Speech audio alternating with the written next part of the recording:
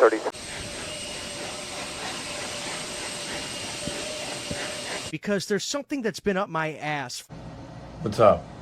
What if I came out the closet?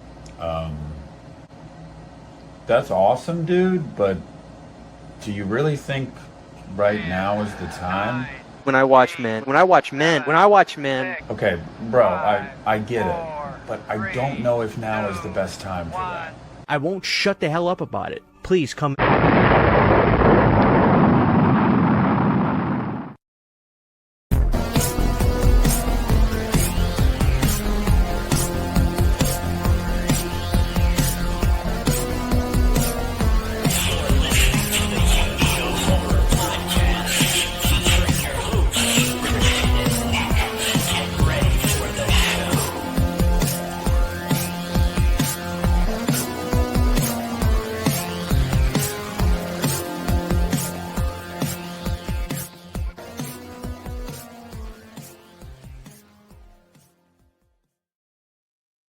Oh boy, That was good. That was really good. That was funny.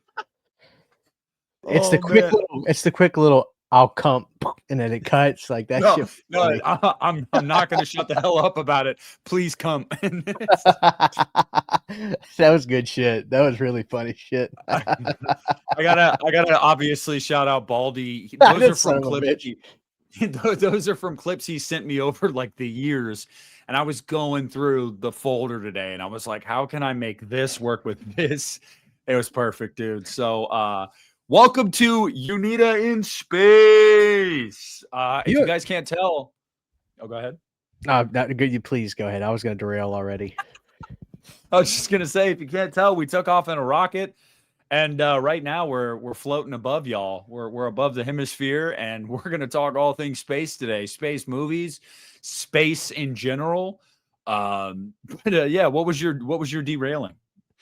I'm trying. So when I look at those clips, they make sense to me. But the one that I have to honestly go back and understand what I was talking about because it's so funny hearing it is, what if I came out of the closet? And I'm trying to remember like what was the context of that. I genuinely don't remember of what I was saying. Like I genuinely can't believe that you would just organically say that. Like where I don't know where it came from either, but shout out to Baldy because he literally finds the best ones. And by the way, Christian, I've got 3 more clips of you to play throughout this show that I made. Again, Baldy chopped up the clips of you, but I put them into other things, and Okay. they're great. They're great. I'm really, really excited about it. Man, before we talk about, by the way, I'm just gonna ask you right from the top. I What got do my you think? I got my Alien 3 poster. Oh, I saw it. I appreciate that. What I do you love that think movie. about flat earthers? Um, I'm coming out the gate swinging, brother. That's honestly a good. So I think it's ridiculous to like there. Okay, so there was this documentary I saw. The ending of it went viral, where this guy had like this super strong projection light, and like the guy on the other end was like, we should be able to see your light on a straight shot because the Earth is flat. And at the very end of the documentary, the guy has to angle his camera up like a lot to see this huge light, and it like prove that the Earth is circular, and that.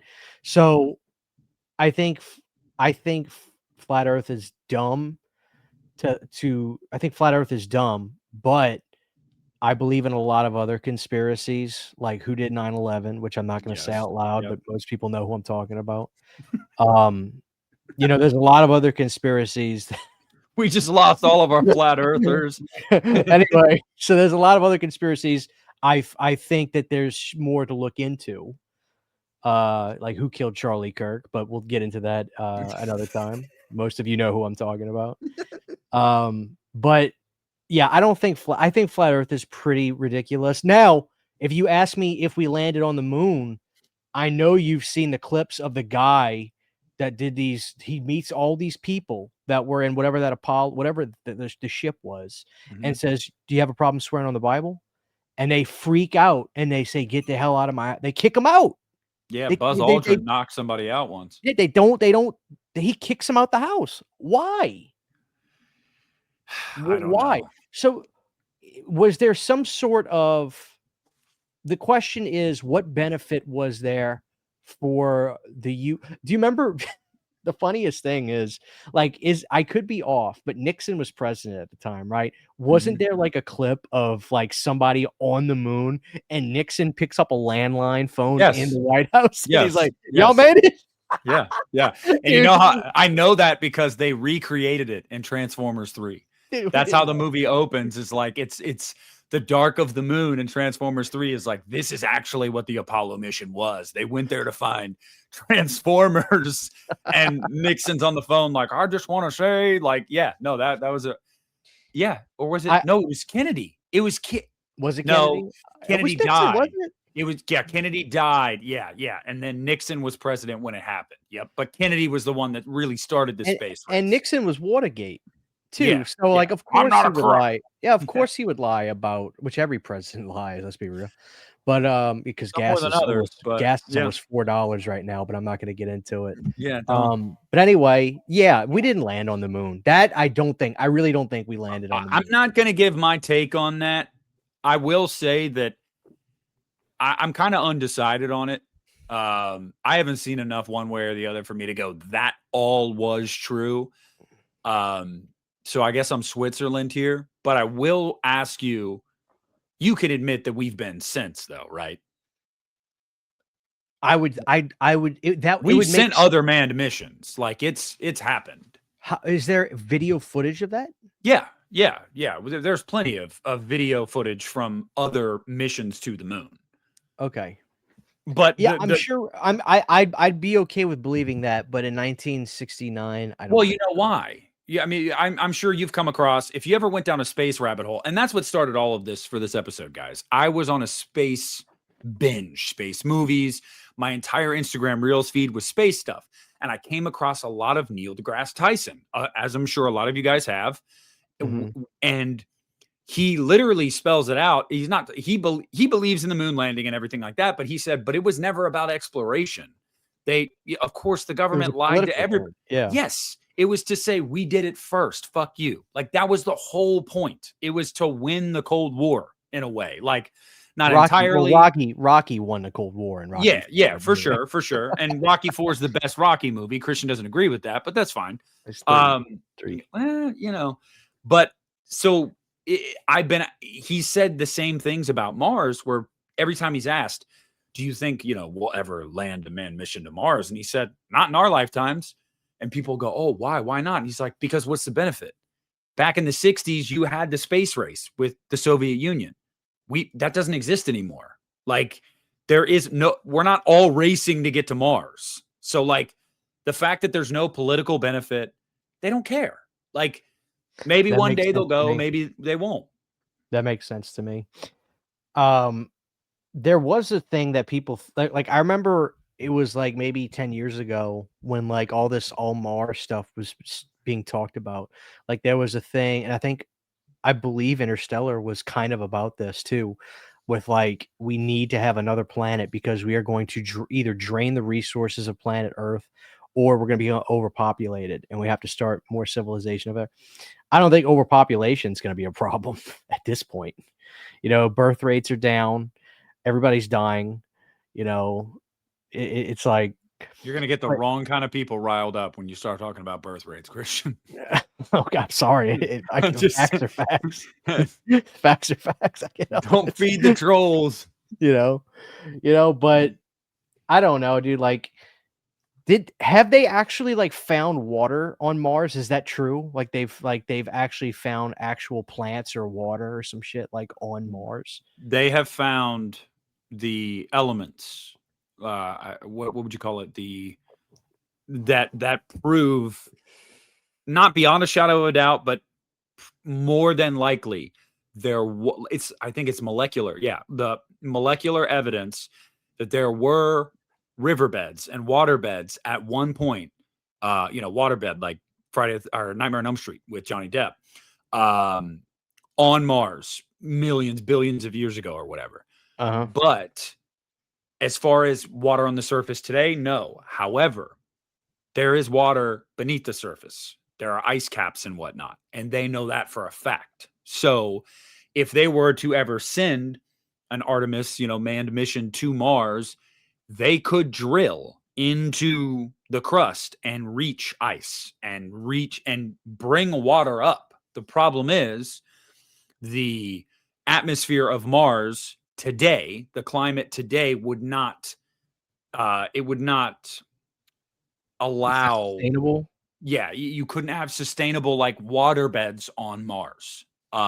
So that becomes a whole different conversation, because then you're talking about one day, if they do try to go to Mars one day, humans and whatnot, they would have to change the atmosphere of Mars, terraforming in a way to allow certain things. Like, you saw The Martian. I fucking loved that movie, by the way. Loved it. And how did he grow plants there? In a controlled environment. He couldn't have done it outside. So, yeah.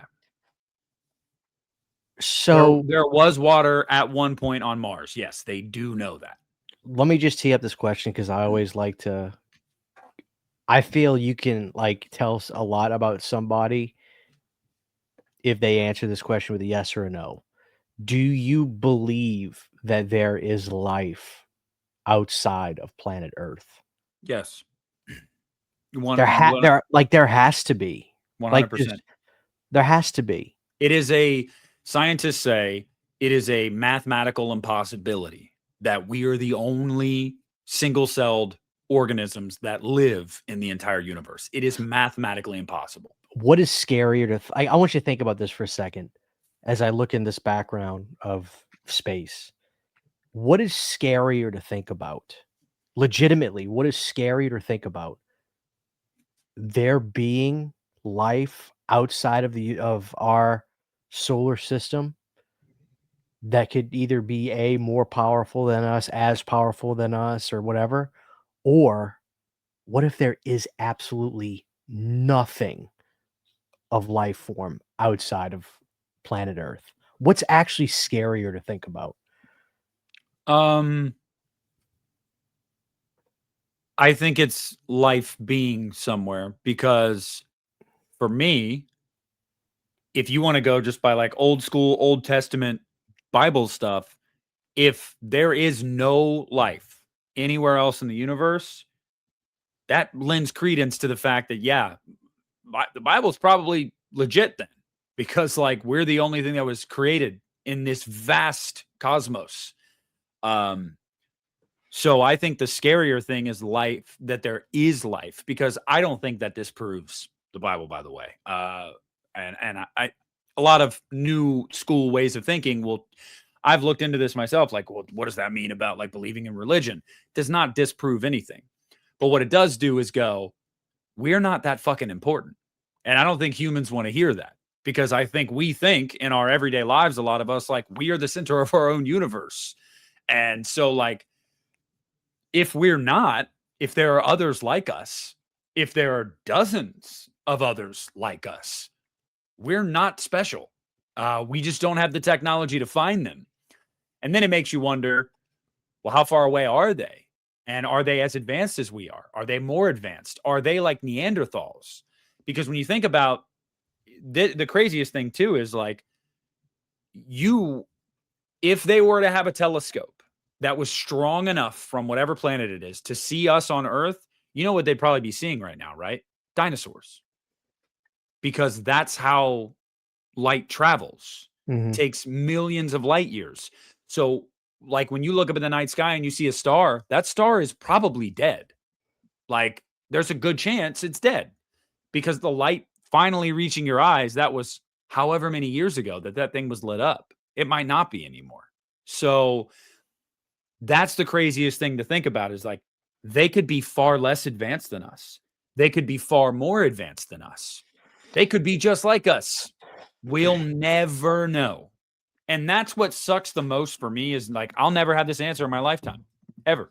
I know you've probably heard about the Voyager 1 that is making its way through our solar system now, and I think recently passed Pluto after 40 or 50 some odd years.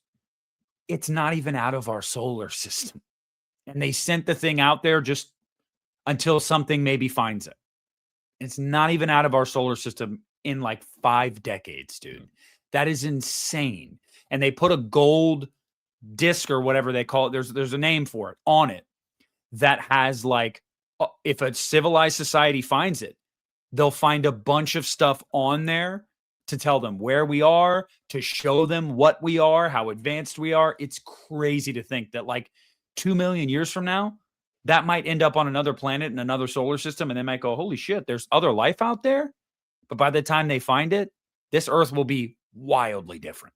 So I'm looking up this now. I've heard of Voyager 1. This is a satellite. There's not human life on this thing, right? no, yes. That is insane, dude. Yep. They just sent that bitch out into the universe. And they were like, keep going, buddy. You know, as far as space will take you. And it's wild because, you know, mankind has a desire. We want to know these things. We want these answers. Like so it says it's moving 38,000 miles per hour. Yep. And it's not even out of our solar system. So people need to think about that. That's how far away Pluto is. And that's just our solar system. That's just the Milky Way. Like, there are millions of other galaxies. Wait, what planet you said it's at now? It just passed Pluto not long ago. Oh my God. Yeah. That is crazy. Yeah, a manned mission to Mars is going to take 6 to 8 months at best to get people to Mars. So who the fuck would want to go there? I got to be honest with you, man. I think it would be cool to be able to be like, dude, I'm on fucking Mars. But at the same time, I also find it terrifying because so much can go wrong. And the first manned mission to Mars, there's probably going to be communication to the people on that mission. There's probably a 50-50 chance you don't come back. Like, are you willing to take that risk? A lot of people probably would be willing to take that risk because they'd be making history. Like, you will be remembered forever. The first human to step foot on Mars, like that will go down in a millennia from now. People will talk about that. So, let me ask you a question. What would be scarier to you? A spider, a trek out into space headed to Mars, and let's consider them both to be perfectly safe, like 100% guarantee you'll be fine. What would be scarier to you? Taking a solar trip out into space, maybe not even necessarily to Mars, but close enough to where you can get a sight of it. You can see the planet, or a plunge deep into the ocean to look at Titanic. I knew that's what you were going to ask. If you're telling me that they're both 100% safe, I don't even think it's a question. It's space. And it's space because you'd prefer, or like that's the lesser of two evils to you? No, space would be the scarier one.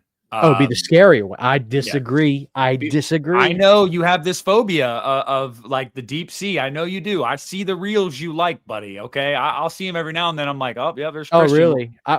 It's called thalassophobia, I think. I have two of them: thalassophobia and submechanophobia, which is large objects. Yep, it's the that submechanical. Shit horrifies me. But here's the thing, though. It's because there is a limit to how deep you can go, and we know that. You'll eventually reach the bottom. In space, there's no limit. Like, there is no edge of the galaxy, or the universe. So I feel like leaving our atmosphere and looking back and just looking at Earth there and just going like, and then looking out into nothingness. And that's just like, for my anxiety, that's too much, man. That's too much for me. I I don't even like to talk about it because every time I watch one of these space movies, I think about, dude, I would love to go to the moon. I would love to be able to step foot on Mars.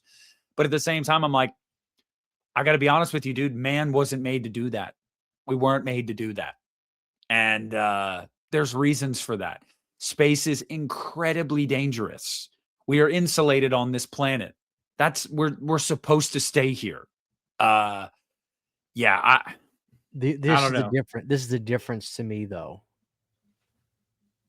I would go to I would rather go into space than go down, because that is a grave site at the bottom of the ocean. It's literally a dumping ground of dead souls down there. Over 100 years old now. But wouldn't you love to see the Titanic, though? No, I have a theory, actually. I have a theory that the souls of the Titanic they want to be left alone. They want to rest in peace. I actually think that it's in some way harmful to go down there and explore it again and again. That, like, I think sometimes when people die in places like that where they're what's sort of looking for? They can't their bodies can't be they're not at taken. rest. They're not at rest. They're not truly they're it's almost like they're stuck in their ocean abyss, and it's just like they just want, at that point, I just think the souls of the people of the Titanic want to be left alone. They want to be at peace. And I actually think they don't want to be treated like zoo animals. I have a theory. That's why it's almost like a Bermuda Triangle thing. Stuff could go wrong when you try to go down. Obviously, we saw what happened with whatchamacallit? Oh, that guy basically took a Nerf gun, made it into a submarine. Like, I watched the documentary on Netflix. The guy was a jackass. Like, the guy just like cut corners, didn't build the thing right. The thing went down in the ocean with zip ties, for God's sakes. Yeah. So that documentary's on Netflix. People could watch it. And they actually, Nick, they showed I watched it. The wife. They heard the boom, and then they didn't even that didn't make it to news because they didn't want to accept it. Yeah. Yeah. No, I know that documentary will blow your mind, but it's not at all surprising. So you're saying that that's scarier to you than potentially this? Poor little bugger. Dude, I gotta watch those movies again so fucking bad. That actually is an irrational fear of mine because I know you've seen the movie Gravity with Sandra Bullock, and I just watched that. That is actually how it would be in space. Like, if you weren't tethered to something, you would just spin and float away forever. Like, that reminds me how freaky it is at the end of the first Alien when the xenomorph is hanging on the outside of the aircraft. And I tell you, man, for a movie from 1979, the way that they were able to give the illusion of space is fucking incredible. Well, that shit's scary. That shit's scary to me too. I don't know why. There's something about water, man. Water is unforgiving. Water pulls you. Like, there's this video I saw of this guy who almost died, he was like in some kind of reef where the floor just drops, and like he went down, and like he had a GoPro on, and he was just like letting himself go down, and all of a sudden you see him like doing this, and like the weight of the water after a certain point, that weight actually pushes you down. Like, it literally pushes you down, and the guy had to fight to get up. Oh, I had a panic attack watching it. Space is kind of the same thing, ocean space. So. Yeah, no, it's an opposite. Well, look, let's steer this into talking about some space movies, and you just teed one up. So, guys, I got something for you, Christian. I hope you enjoy this. Okay. We're gonna talk about these movies next. Get away from her, you bitch! Extremely horny. What the fuck was that? Wait a minute, play that again. Okay. Listen, you gotta listen. Get away from her, you bitch! Extremely horny. What the fuck was that? I look bald. Was I bald? Yes, it's you with a bald filter on. And for whatever reason, a clip of you saying extremely horny. I don't know what you're talking about. I But gotta watch yeah. what I say, dude. Baldy will. Did you Baldy clip that? You put that together, Yeah, I put it together. dude. I don't know Yeah. where he's getting this shit.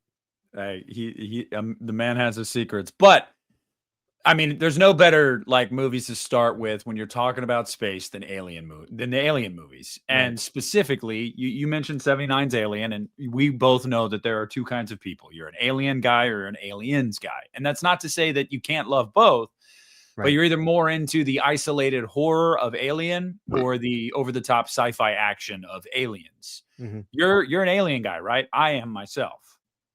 Yes. Yes. I think Aliens is great. I love it. But it is the movie that was the right alien movie for that time period. But Alien, written by the great Dan O'Bannon, is one of the best isolation movies of all time. I just think it's brilliant, especially for it's timeless too. I mean, yeah, what can I say? Alien is god tier, absolute god tier. It's one of the greatest movies of all time. And if I'm not mistaken, you know what? I'll tee it up this way. Okay. Give us the reason for anybody, because I agree with you, but give us the reason why the Alien 3 assembly cut is actually a good movie. I like the theatrical cut. Okay. Wow. Oh, you're okay. Okay. I'm sorry. Maybe it's Brandon that likes the No, Mark prefers the assembly cut, but I like the theatrical cut. okay, then I'll just simplify it. Why is Alien 3 a good movie? Because I know that the fan base is not a huge fan of Alien 3. Right. So I'll say this. People that don't like Alien 3 typically love Aliens. So they feel it is it's almost kind of like you built up all this goodwill throughout this movie, and then in the next one, dead, dead, dead, dead, dead, dead, dead, dead. And it's almost like the bridge collapsed from underneath the movie of Aliens. To me, it's A24 before A24. It's a David Fincher film.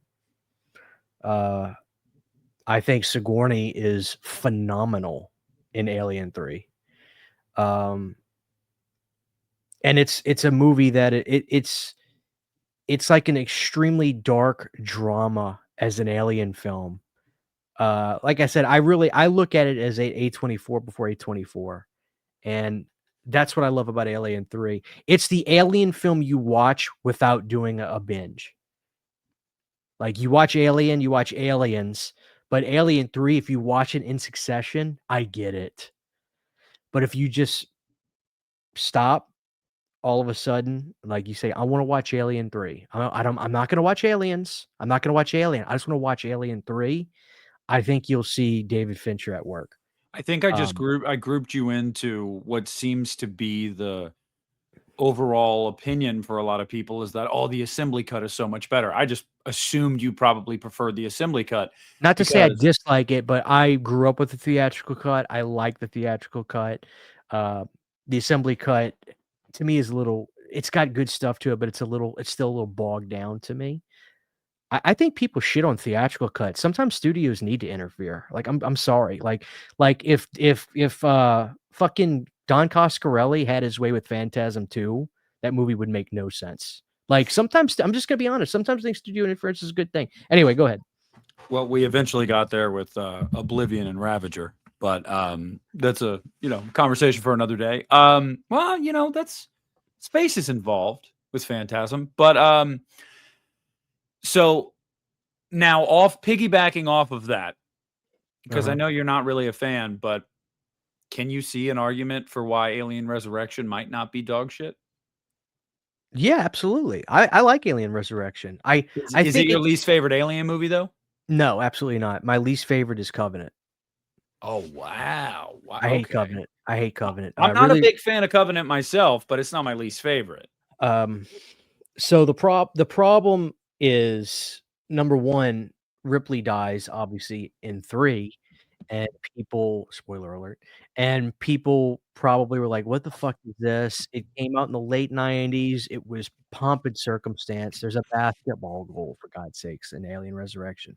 Alien Resurrection is a absolute Jason X, almost kind of like, "Okay, let's just have a good time." The cast is pretty cool, I think Brad Dourif, as some people say his last name like that, which I think is funny, it's growing on me. Brad Dourif is in it, and, there's some funny ass action sequences in that. And Sigourney kicks ass in a fun way. It's not to be taken seriously whatsoever. Just look at the tagline. But I'll watch it any day. If you say, "Hey, Christian, let's just do a commentary on Resurrection." Okay, let's do it. But I don't look at it 1, 2, and 3. You know, those are the real Alien classics. Even the people that hate 3, I think they could at least look at it and say that was the last that was during the golden era of Alien. But I don't hate Resurrection. I think people that say the name out loud and then go on to break down character development and plot synopsis, the joke's on them. No offense. Like, I really get so sick and tired of people that, like, have to say the names of these movies out loud, but then treat them like they're watching Godfather Part 2. So, Okay, so that being the case, then I'm actually surprised. I genuinely did not know that Covenant was your least favorite.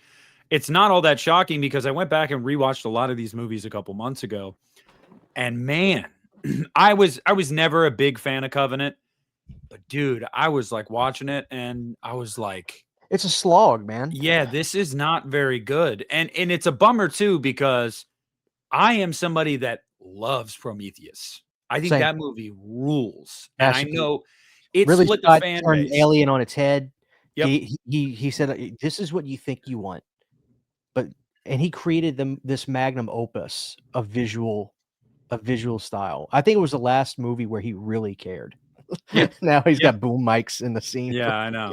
But like it was so freaking good, man, because it asked so many questions that we weren't really asking. Like, and I dug that. It subverted the expectations. That movie rules. And then Covenant, it felt like Ridley was like, okay, I have to give them some like classic Alien stuff. So let's pull away from some of that, but let's also keep some of that there.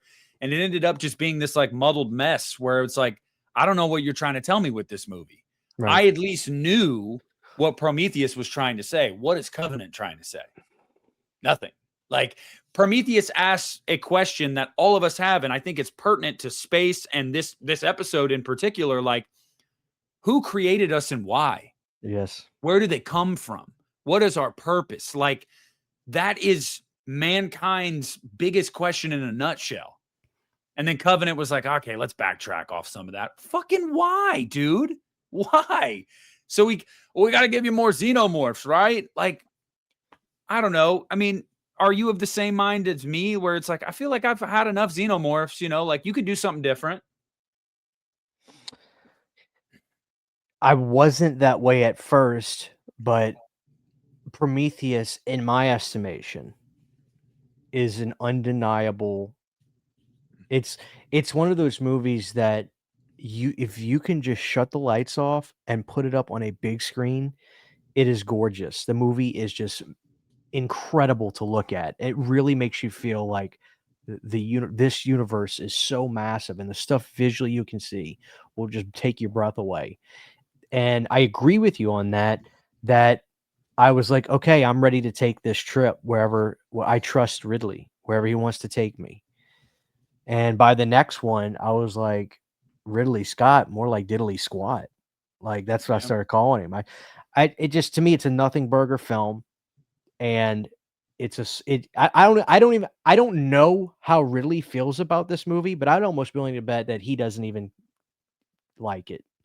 It doesn't feel like he did. It just feels like, who knows? Maybe the studio was like, well, we're calling this Alien. We gotta have xenomorphs in it. And even then, the xenomorphs I thought looked like shit. Yeah. Well, the reasoning for that is like, oh, these are earlier xenomorphs. Yeah, I don't really care. Yeah. No. Okay. So yeah, I agree with that. And then, you know, funny enough, It's been a long time, I think, since I've asked you about your opinion on this. I'm just going to go ahead and say I have always had a really, really good time with AVP. I don't think it's a particularly great film narratively or anything like that, but that movie is so fun, and it was so cool that we actually got that movie. Kind of same thing as Freddy versus Jason. Like, for all of its flaws, like, I'm just glad it exists. But dude, Requiem is dog shit, man. It's really bad. And I like the Pred Alien. I like that concept. I wanted to see that, but it's a bad movie. I agree. You know, it's one of those brilliant ideas on paper, and I'm sure that Alien versus Predator was I'm sure it was probably like kind of like Terminator and RoboCop, like comic books and stuff before then. Although we've never actually had the movie Terminator versus RoboCop, which I'd love to see. They did right by making the aliens bad guys, I think. But I just feel like there's something the reason I liked Badlands, I'm not trying to skip ahead, but it kind of goes back to this. The reason I like Badlands is they make the predators good and evil within themselves, but making predators good is kind of like I don't know if that's really how people want to look at the predators because people love Predator 2 and that's such a mean spirited predator film. Like it's like almost like a slasher film, the way that there's blood and gore. And I think really that's how people like those predator films. And getting away from that, I think people are just like, this isn't really what I had in mind. And then Requiem, yeah, it looks like shit. It's boring. It's just it's kind of embarrassing. Like I hate that movie. And even Alien versus Predator, I don't know, man. Like I feel like had Freddy versus Jason not happened, then that movie probably it feels like it was just like, well, we got to do this now. We have to do this. But I don't feel like I don't know what the perfect script for a movie like that would be, honestly. They almost really should have never even fought. Like, I still think there was enough life in those movies at that time to not have to make them even battle. Freddy versus Jason is kind of different, right? I mean, people made those comparisons since fucking 19 whatever, 85, 6, whatever. But I just I'll probably revisit the Alien vs Predator movies maybe 3 more times in my lifespan at best. I don't really like going back and watching those. Yeah. Yeah, that's fair. I mean, I know that you're probably if I'm not mistaken, you're someone that was more lukewarm on Romulus, right? I liked it. I liked it. I feel like people are turning on it though. I feel like They people are are. turning on it and to be honest with you, I have to watch it again. I got the Blu-ray and I actually wasn't even interested in owning it at first, but then um the director remind me of his name. His name's Fede. Fede. Fede actually said, "Hey, I couldn't make the android character from the first movies. I couldn't make him look very good on the big screen because they rushed us. It's supposed to be more natural looking. So on the home video, I did stop and we got it looking right and it looks better. And I remember I popped it on and when you do see the android, I was like, oh, it does look way more realistic. So they did fix that, which was a sticking point for fans. I think Romulus is a good reset, but I think there is a better Alien film that we can have after it. But I don't hate it. I mean, I thought it was entertaining. I mean, when it comes to like a lot of the criticisms you see of the characters that these movies have, it's just hard. It's like every time you do one of these movies, you've got these characters that you're always going to compare to characters from the old movies that have 1979, 50 how long ago was 1979? 57 years for God's sake, something like that. No, 47. 47 40 yeah, 47 years. So you got 47 years of a movie aging like a fine wine with this great cast and Lance Henriksen, Sigourney Weaver, legends, right? And then you have to take a new cast and you have that to compare to. much less Aliens, which some people say is one of the best action movie casts assembled. And it's hard to argue that with who you had Bill Paxton in there. I was just a fucking great cast. Yeah. And it's just like I also feel like there's something about there's something so funny to me how there's this stereotype now that Gen Z ages like shit and they look older than us. But then when we watch movies with these actors that I guess are younger than me, these actors probably in their mid, they come across as children to me.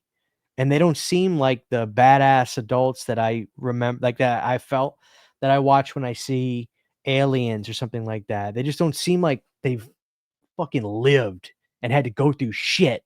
Like they appear and talk like they're, I hate to say this because people think I'm being an asshole, but kind of soft. Like, and I think that's one of the complaints maybe not even a complaint, but just an observation, quite frankly, from some of the characters in some of these modern movies, so I think that's one of the things people don't like about it. But effects wise, I liked it. People were shitting on it. I thought it was pretty cool. I thought he did some great sequences in Romulus.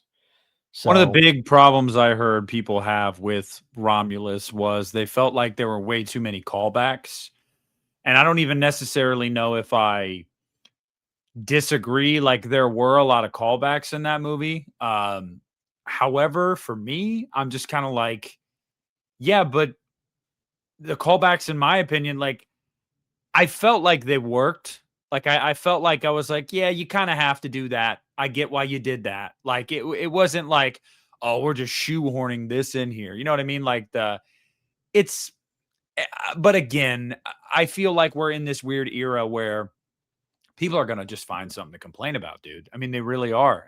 And that's not even me just being like a curmudgeon and bitching about like, oh, this generation. No, not even necessarily. It's just like people are always going when you resurrect something that people have an affinity for, they're always going to be looking over it with a fine tooth comb and finding reasons to complain.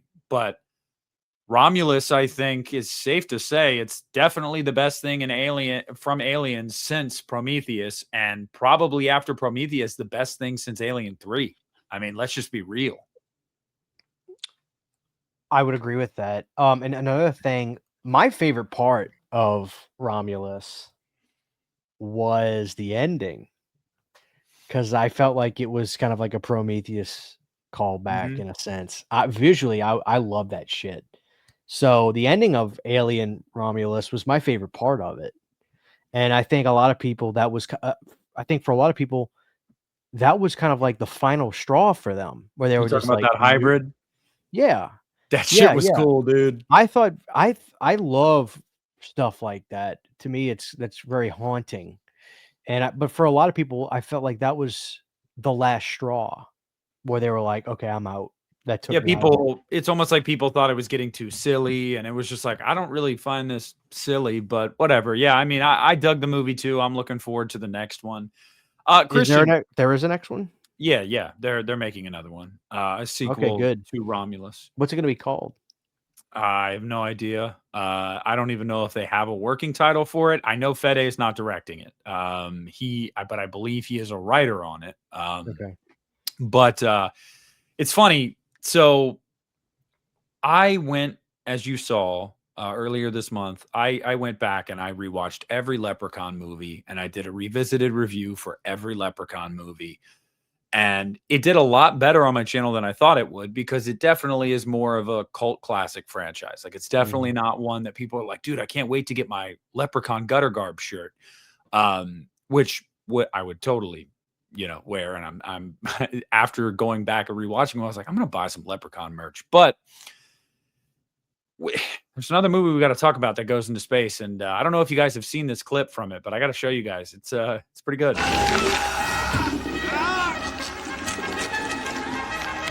Hey guys, what's going on? This is your old pal CHH. I was waiting for something to happen again after I popped on, but No. So, all right.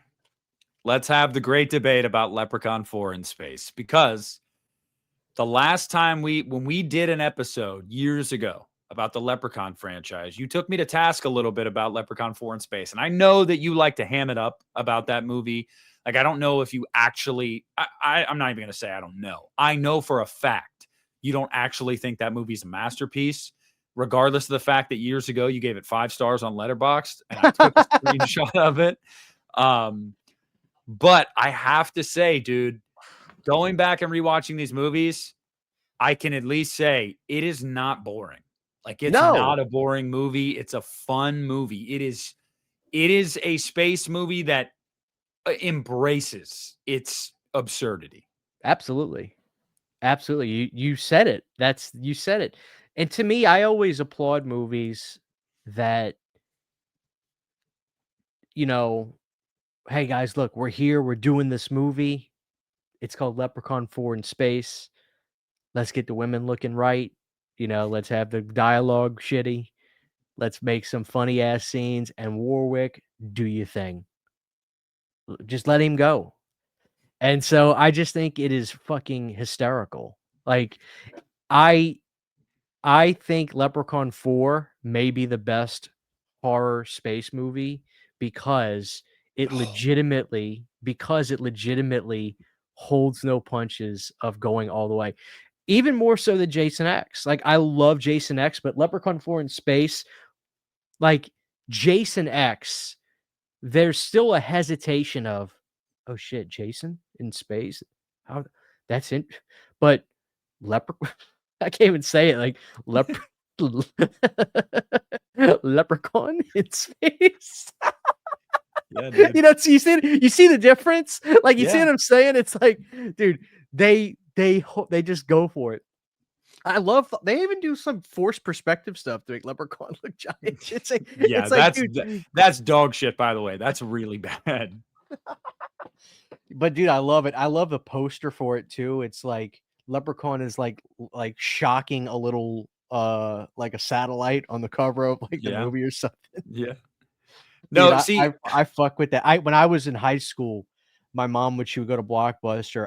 I don't know what it was about Leprechaun 4. I would go in front of the DVD section and just stare at the cover. And I'd be like, Leprechaun 4. And I would look at the back and you could see this girl that looked like Xena, Princess Warrior. And then you'd also see just Leprechaun, just chilling in one of those little boxes on the back, just kind of looking at you. And I'm just like, what the fuck is this? look, the Leprechaun 4, it does a lot of things really poorly, and I don't think that's like crazy to say, but when it comes to being absurd and over the top and just completely ridiculous, like, yeah, you almost have to commend it. Like, you almost have to be like, look, man, it's ridiculous, but I'll be damned if it's not fun. Oh, And dude, that's it's so just fun. that's kind of where I'm at with the movie. But I will say too, it's as absurd and over the top and dumb as it is, there is legitimate praise to give to it as well, because bro, that mitten spider, the makeup effects, the practicals of that shit is awesome. I know you know exactly what I'm talking about when dude transforms into. Yeah, I'm looking it up again. Yeah, Oh, dude, it is very impressive. yeah. Yeah. So, guys, don't be too quick to discount Leprechaun 4 in space, okay? Give it a shot. You might actually find that you like it. But you mentioned another movie by name that now it's got me thinking. You really think that is better than this? Guys, take a look at this God, here clip we and you go. tell me what you think. Want a beer? Or do you want to smoke some pot? Or we can have premarital sex. I am gonna eat my ass off. Oh, dude, that one was brutal. You told them no. You're just going to eat your ass off instead? I sent that to Baldy and he said, I want to know what eating your ass off is. And I said, you're going to find out tonight, I guess. He said, Christian's going to tell you play too much. I'm like, maybe. Yeah, so sometimes you'll send me these clips. You'll text them to me and I go to Baldy. I said, bro, you got to settle down with these clips, man. You were, and he's like, I don't know what you're talking about. Well, okay, look. There's even a clip that Baldy has of you bitching about people talking about Jason X. I don't even know what the really? context was. But you're like, everybody wants to talk about Jason X. Just shut the hell up already. I don't know. I don't know what the context Am I was. right though? It's like, dude, shut up. But we are talking. It's relevant here, and you mentioned it, so I just want to say, like, okay, does Leprechaun 4 have more in terms of like the fact that it just goes for its absurdity more than Jason X? Yeah, you're probably right there. But Jason X is a better movie. It's just a better movie. Yeah. I mean, I'll put it to you like this. If I had company coming over and like, dude, show me something wacky fun, like Leprechaun 4 might push it. Like I would show him Jason X. But I'm gonna be honest with you. You know what? You know what? Make a pinned comment down below and we'll see. Comment. Nick will make a comment down below. The better space horror film, Leprechaun 4 or Jason X. And let's see. The difference is this is horror fans answering this. But my thing is my thing is Jason X is awesome and does the same. It treats itself in the same way.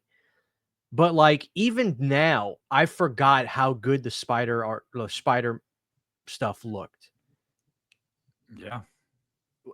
That's as impressive as the Uber Jason stuff. And that was a zipper costume. So I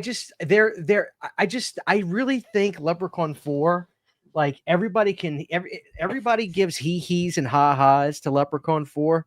But dude, like it actually is a really fun ass movie. Like I dare anybody to binge the movies and then like that's the other thing.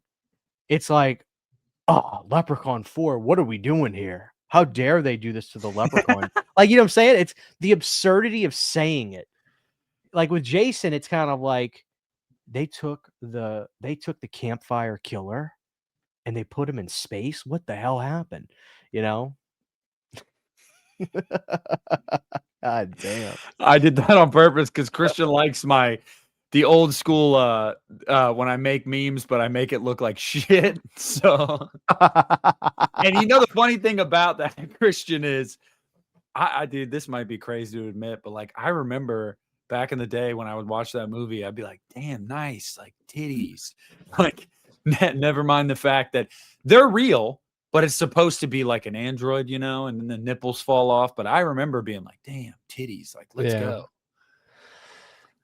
So I guess I can agree. It's like I think it's two sides of the coin. Is Jason X a better film? Probably.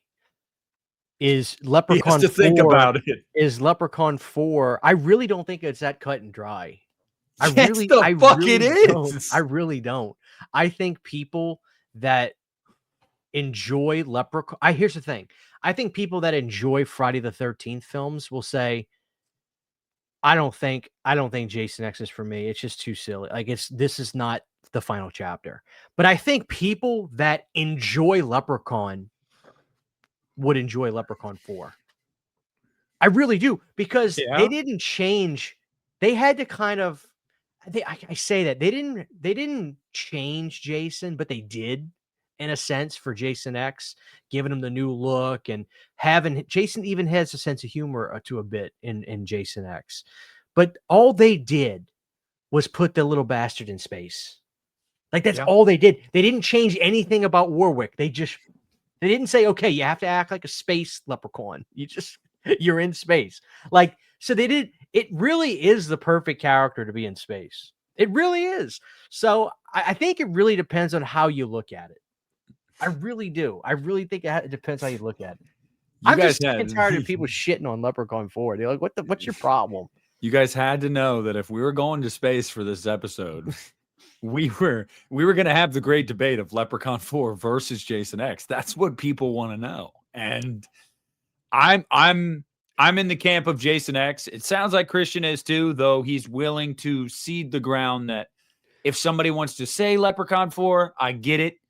And I won't argue with them Because you are right. They literally just put Warwick in space and they were like, hey, man, just do all the same shit, but do it in space. They give the motherfucker a lightsaber, Christian. He gets a lightsaber. He's He unstoppable. He comes out of a dude's dick. Like, He's undeniable in 4. And it only took 4 movies to get him to space. I wish this dude, I'm ready for the, you know what, like this is what they should do. You want to know what I think? Like, if somebody actually had brass balls and gave a fuck about making quality horror films, In a Violent Nature 2 would automatically be in space for part 2. They should shove his ass in space part 2. Like, dude, think about it. Like, you've got a mass serial killer in the woods that came back from the dead. Did you see that movie? You saw it in a Violent Nature, I saw it in right? theaters. Yeah. Okay, good. You got a mass murderer who came back, supernatural killer, unstoppable. You can't put him in jail. He's got super strength. He'll break the bars. How do you get rid of him? Shove his ass in a little cockpit and launch his ass in space. And then he lands on the Crab Nebula or whatever it is. And like, dude, like let's just say he finds a civilization out there, like a different planet. And if anybody actually had gonads, they'd put like, imagine, dude, could you imagine the headlines on Bloody Disgusting Dread Central? In a Violent Nature 2, Lost in Space. Like, imagine that. Like, they just sent his ass to. I'd be all for it. I would applaud Okay. it. So then are you a proponent then of, hey, let's do it up. Michael Myers, let's put Halloween in space. Let's put Freddy in space. How would you feel about Freddy in space? That's your guy. I think the fact that Freddy hasn't been in space is kind of weird, considering all somebody has to do is fall asleep on a goddamn spaceship. like seriously, that's all they got to do, and grab his ass and bring him into the Well, technically, you wouldn't even have to do that.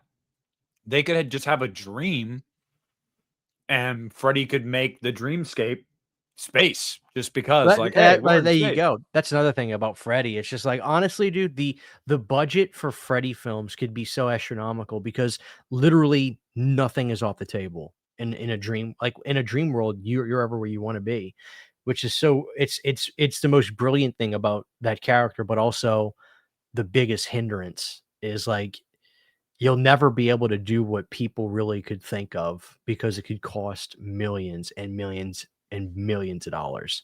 So Michael in space, they were going to do it. Johnny Boy was going to do it. Well, though, John, isn't it funny how he doesn't talk about that shit publicly? You have to read about it. Yeah, but that's because John apparently has said that was more tongue in cheek. But like, I think it wasn't. They were bidding on it. I know. I don't think it was tongue in cheek. No, and even in Halloween 25 Years of Terror, Clive Barker sold his ass out. Dead to rights. In the documentary, he goes, I was going to write it, John was going to direct it. Because can you imagine that? We're going to shove their asses in space. Halloween in Space, written by Clive Barker, directed by John Carpenter. Like, what the actual fuck? Like, yeah, like, it would have been like the best one since the original. I don't know, dude. We were talking about the Leprechaun having a lightsaber. Did you guys know Christian has one too? Oh God. That's a dildo. Oh, dude, right? I see it. Yeah, I see it. Oh man. Why was I in the kitchen? Is that dude, we were recording let me see, pull that up again. You gotta ask Baldy. He took let me just look at this. Let me see what was going on. Okay, I remember this. This is when Sydney was in Michigan visiting family, and I had to stay in the kitchen because if not, the dogs would have went absolutely like nuts. But what was making you make a nut face? That's what I want to know. It's a tick. No, the fuck it's not. I've never seen you make that face just randomly. Like, anyway, it happens. Okay. All right. Space. We're talking about space. All right. We got it. We've talked about this over the years before, and I know you agree with me. What do you think it's going to take, though, to get the general public to agree with us that Hellraiser Bloodline is a good movie? Like, it's genuinely a good movie. It's not. You want my I'm- honest answer? Yeah, honest answer. Watch it. I think you'd be surprised how much people talk shit about movies they haven't seen. But you know exactly what I'm talking about here too, because there is this like consensus. Oh my God, it's a Hellraiser sequel. First of all, that already has a bad rap in and of itself. But Yeah. then it's in space. Yeah, no thanks, dude. Bloodline's a good movie. It's a good. I'm not even saying that on a scale. You mentioned this earlier. It was the most profitable Hellraiser. It was a big hit. Bloodline was not a big hit, I thought it was. but it made money. But I want to say it made like 14 million. Or maybe it was even 7 million. Let me look really quick. I thought it was a big hit. Hellraiser Bloodline. Well, no, because Christian, right after this, they went straight to video. So yeah, but it was just they kept throwing money away. It made 9.3 million on a $4 million budget. That's a hit. What are you talking about? It made them money. Yes, it made them money, but the previous three were bigger than that. But what I'm saying is that you mentioned earlier about how like people grading on a scale and comparing like movies to The Godfather 2. Like you genuinely you can't do that. But I'm not even talking from that like point of view. See, I think you can, but that's a conversation. I know you disagree with me on that. I look at it as movies in general. Like, so even though I can say I love Leprechaun 4, tell me to rank it or give it a star rating. It's 2. You gave it 5 as a joke. No, it lives forever on Letterboxd, Christian. Dude, but see, I gave up with Letterboxd. Like I started saying to myself, I'm already reviewing these movies. Like, that's why am I wasting my time like with Letterboxd? People follow me on there. Like I get notifications all the time. And I'll get messages and comments. Hey, are you on Letterboxd? And I'm like, I'm technically on there, but I rarely use it anymore. But I understand like, hey, treat stuff as its own, but I don't do that. I like to look at stuff as a grand scope of cinema. But everything has a camera in front of it. It has a script. Everything's treated fairly. But what I'm saying to that is not to give you pushback on that stance. It's simply just to say that, like, even whether you agree or disagree with that take and the way you look at film, either way, I think that Bloodline is just a technically good film. The period piece stuff is awesome. Love that stuff. Angelique was an incredible addition to this franchise. And Valentina Vargas is a smoke show. The modern day stuff with Kim Myers, bro, from Nightmare 2, like, come on, bro. That stuff is good too. The weakest stuff is the space stuff. But everybody thinks about that when it's only like 10% of the movie, dude. I'm going to go back to what I said earlier. You'd be surprised how much people openly will talk shit about movies they haven't seen. But they just, dude, it is an epidemic of this stuff. You want to know how I know that's true? Because I used to do it. I felt like shit about stuff you hadn't seen? Yeah, when I was a kid. Oh. Because I needed to sound cool. Like, I'm telling, dude, and some people just, especially, I'm telling you, like, there's a lot of people that will just shit on movies they haven't seen. It happens all the time. What's a movie that you can remember back in the day before you saw it, trying to fit in, like talking shit about before you? Exorcist 2. Then I saw it and realized it was a piece of shit. Yeah. Okay. Good. You never had a phase where you were like, you know what? The Heretic might not be that bad. I probably did. No, I really don't think I really don't think I ever had that.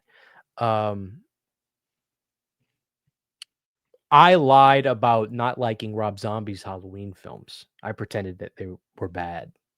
Because on YouTube? Not necessarily on YouTube. Although if you go back and watch old videos of mine, who knows what I said? I don't remember. But since he likes to talk about me in every goddamn show you guys do, I'll bring up Lee. Now he claims that Rob Zombie's Halloween is the least good one. Go fuck yourself. Anyway, that's just because he has very nice things to say about you, Christian.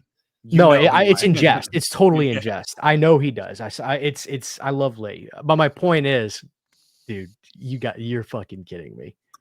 Like the worst one. Over Resurrection. Yeah, I can't. I no. He's not going to see this anyway. But my point is, anyway, let me get back. He Let me get might. back on track. Let me Okay. get back on track. Let me get back on track. Steer the ship. Yeah. So and I say this because I know I used to do it. Now, that's not to say people in the comments may say, well, I've seen Hellraiser 4 Christian and I do hate. I'm not talking about you then. If you've seen it, I got nothing to say to you. But I'm telling you, there's like, if you probe these people, there's a clip. If you probe these people and say, well, what did you not like about it? You'll tell really fast if they've seen it or not, especially if this is IRL stuff. So if you catch me in a bad mood one day and like you say, hey, dude, we start talking, and for some reason, if I'm in a foul mood, most of the time I don't care. Like I'll have people that come up to me in real life that know I'm a horror fan and I do YouTube, and they say, hey man,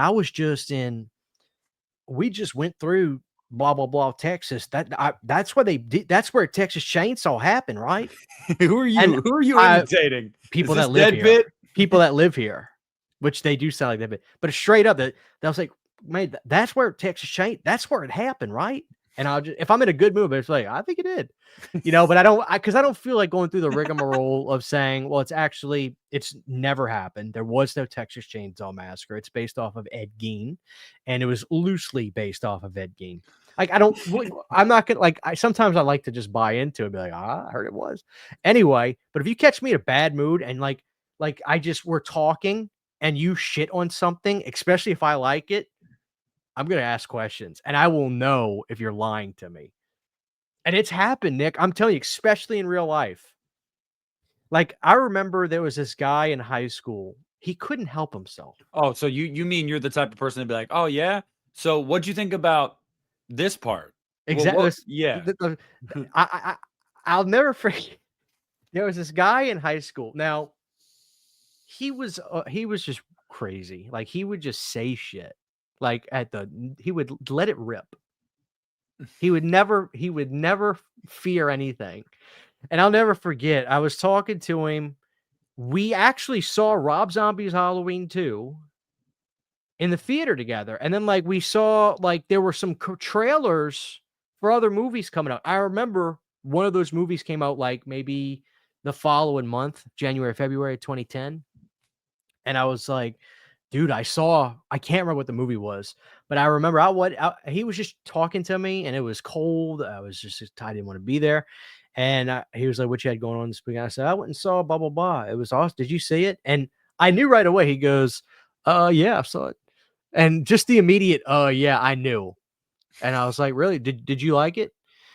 And he was just like, I thought it was pretty good. I was like, well, what was your favorite part? And then he just was like, he actually was just trying to think. He did this. I thought it opened strong, and I was like, what happened in the beginning? And I said it just like that. He crumbled. He crumbled. And dude, I just got fed up. But dude, there are people like that will just say shit. They'll just say shit, and they don't watch it. I don't know what, dude. I learned a long time ago. It is so much easier to just say I don't know. Yeah. That is not forbidden text. That's not the Dead Sea Scrolls where you can't just say you don't know.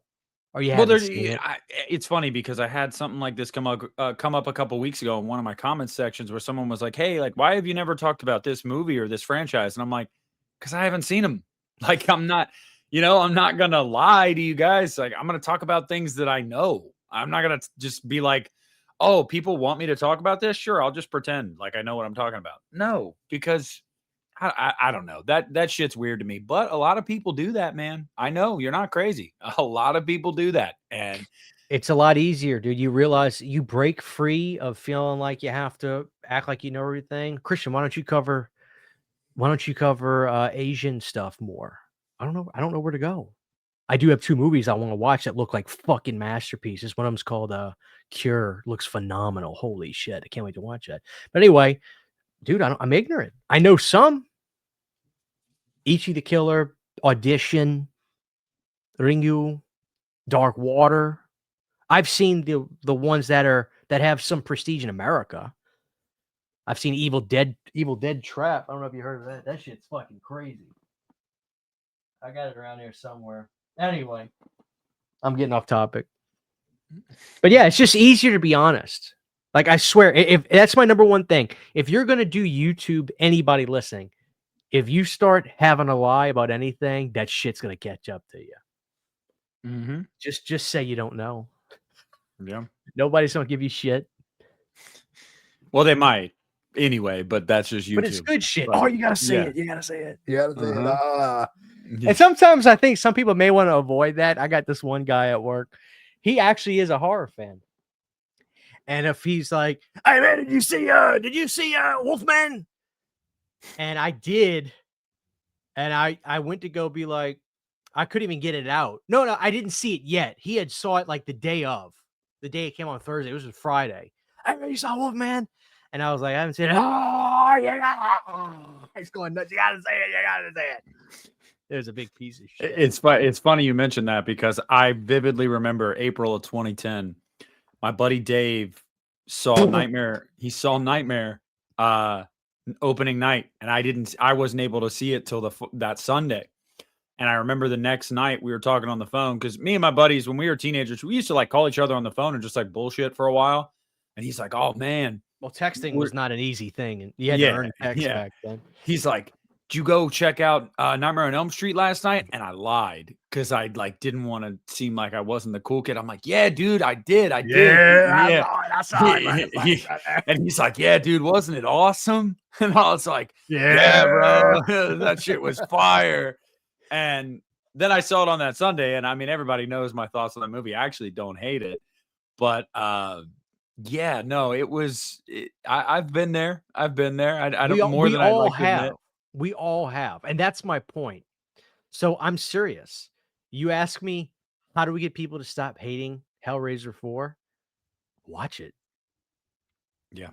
Somebody listen, somebody watching this video right now has not seen it, and they have openly wished death upon the cast and crew of Bloodlines. It's time. It's time. Just go watch it. I know you haven't seen it. Well, here's the thing too with Hellraiser, I have noticed. It was a smash hit, over double its budget. It was massive. One of the biggest movies of that year. Oh no! You know what it did good on though? I know what it did really good on. Home video. Millions on VHS. Yeah, billions. You know what else made millions on VHS? Leprechaun in Space. Leprechaun in Space. But you know what made more than Leprechaun in Space? Jason Goes to X. Leprechaun in the Hood. I bet you. Leprechaun in the Hood moved 35,000 copies on home video. Back then, that was the equivalent of like $3 to $4 million just on home video. That's incredible. Leprechaun in the Hood. That's why they went back to the Hood. But which to a lesser effect. I'm sorry. We talked about this the other day. I thought I liked Back to the Hood more than In the Hood. Nope. I like Back to the Hood more. Christian, hopefully next March. I'm surprised you didn't watch Leprechaun this month, but I watched the first one. Well, next March, I want to see you revisit some of these ones. I'm telling you, I was of the same mind you were, and then I went back and watched them, and I was like, no, In the Hood's better than Back to the Hood. I don't know why I thought otherwise, but ice motherfucking tea. Yeah, dude. But it's just there. I've noticed that with Hellraiser, there are people that will just openly admit, because I've seen it. Oh, I never wasted much time on that franchise. You know, I know that most of them went straight to video, and I heard they're all bad. And you heard that? Okay, well, yeah. Look, you ain't gonna find me defending Hellseeker. That movie's a piece of shit. You ain't gonna find me defending, God, what else? I mean, Revelations. Or you won't really find me defending Inferno much. I know that's kind of a hotter take, but dude, Bloodline's good. And that went to theaters. Adam Scott's in that movie, man. Like, I think Joe Chappelle should have directed the whole thing, to be honest with well, you. you know, I know you know, but I mean, come on, dude. Alan Smithy is a pretty good director. I thought it would be funny to like set up a live stream and it was like live interview with Alan Smithy and like who's gonna show up? Alan will. If you put it out there, he'll come. The only difference between me and you though is I think I like 3 a little bit more still. Like I actually think 3 did something awesome, but it burned the candle at both ends. And most Hellraiser fans agree with this. Making Pinhead the center piece was cool, but it couldn't last. And while 3, I thought, did a great job at exploring that character and the backstory and seeing him like it's great, but you burn the candle at both ends. They explored all of it basically in that one movie. And I honestly think it was for the detriment of the series to do that. But I still like Hellraiser 3 quite a lot. I think it's almost a noir crime thriller. Like there's things I really like about 3. The best thing about 3 is the stigmata scene. It's the best thing. I like that pillar thing too. It's so 90s. Yeah. I remember when Sean got that. I was watching those. It's so funny watching those videos of them trying to get it off the truck. You just get anxiety watching them trying to get it inside of his house. It's so funny. But I do think 4 is good. Now, I'm going to be honest with you. I bought 4 years ago, and it was probably 3 or 4 years before I ever watched it. Because I was like, there's no way this is any good. People shit on this movie. People they dog on Bloodlines. And then I watched it finally, and this was before like I was like, oh, I should do a review of this movie. Like, no, I didn't even cross my mind, but I thought it was good. I was like, this is not bad. Like, this is actually, I thought this was going to be like a POS because I think I even saw like Deader, which I think that might be one of the lesser of the evils of the straight to video ones. Deader's not bad. You know, but when you watch that and you watch the one with I think it's called Hell World, where the tagline's "Evil goes online," which is hysterical. Yeah. Me and my brother used to laugh. He was like, "Well, imagine getting on your computer and you open up an email and then the chatter just comes out." And fucking... Well, I remember sending you that picture. We've talked about this on the pod before when I was at Halloween City years ago, and they had a Hell World shirt, and I sent Christian a picture. He said, "You got to get that," and I didn't. I didn't get it, but yeah, dude, it's a killer. I mean, it's got Lance Henriksen in it. Okay, like, come on, that movie. Which I love Lancey. I do love Lancey, but it kind of breaks my heart that he's in some of these movies. But that's the kind of thing I love about Lance. He'll fucking, you pay him, dude. He's there. Yeah, like, he's been in the highest of highs, and then he's been. Yeah. Like all right, so he did Aliens, and just to think, but a few years after Aliens, Lance Henriksen, he did Pumpkinhead, which was a moderate hit as far as I was aware. And then like 2 years later, he's playing it. Yeah, 2 years later, 2 years later, Lance Henriksen's playing a detective chasing after a dog, like a robot dog. Like what's the name of that movie? Man's Best Friend. I like that movie, but it's terrible. It's a Terminator dog. Dog, he climbs the tree and eats like a cat or some shit. Like that spins like that's the whole movie. He'll do just about anything for a paycheck. Also Henriksen is fucking. He's so good in Aliens. I just got to say that, like, he is awesome in Aliens. I love him so much. Anyway. But you guys, if you really want a good Lance Henriksen performance, Man's Best Friend. That's I think he did an interview like years ago talking about that. He said he had just got divorced and he needed to pay the alimony. He just paid, like, he did the movie to pay for. He's Scream 3. He is in Scream 3, although he gets overshadowed by the great Roger Corman. Yeah, and Ghost Mom. Dude, I saw a TikTok of some like 20-year-old kid. All right, guys, let's rank the Scream movies. I forgot how many. There's 7 of them, right? All right, coming at number 7, Scream 3. This movie's terrible as a Scooby-Doo movie. I said Scooby-Doo. What the fuck y'all talk? When did this become a thing? Scooby-Doo.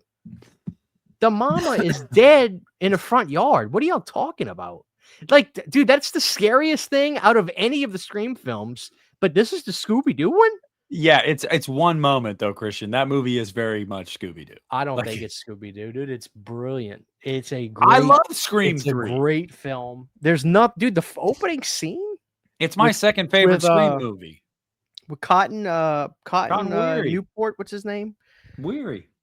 Dude, that fucking scene with him hauling ass getting home is the scariest thing. Like, it's just seeing him driving in Los Angeles. I like, dude, people shit. That's okay. Let's go. Scream needs to go to space. All bets are off. Imagine the astronaut helmet.